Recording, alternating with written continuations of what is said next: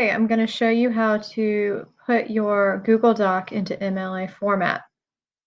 I have an essay that is just using the default Google Doc settings. So you've got Arial, 11 point, it's single spaced. First thing I'm going to do is get rid of these extra spaces. You don't want any extra spaces between paragraphs, between the heading, the title, no extra spaces. Now, let's look at the heading. We've got the student name, which of course will be your first and last name, my name, class name, and the date, which you need to spell out. You shouldn't put numerical abbreviation of the date. You need to spell out the month. Okay, now we have the title. The title needs to be centered on your paper. So this is the center align button. We're going to just hit that button to make it centered.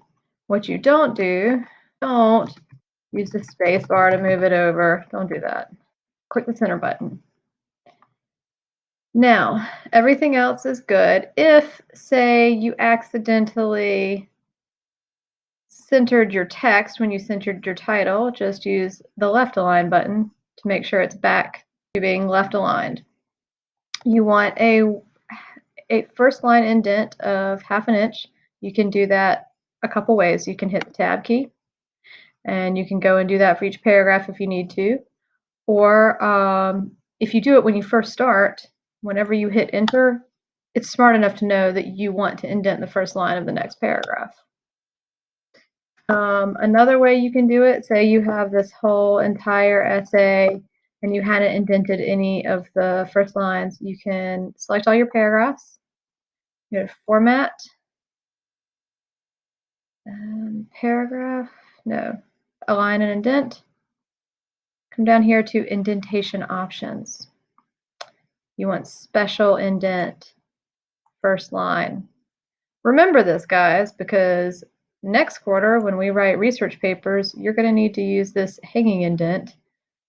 It's the other special indent for your works cited page. But for now, we just need first line indent. It should be 1/2 inch. Apply. That does it for you. Okay, now let's get the font correct.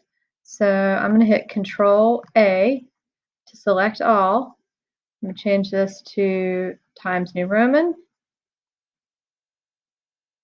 12-point font, and I'm going to come up here to the line spacing button, make it double spaced.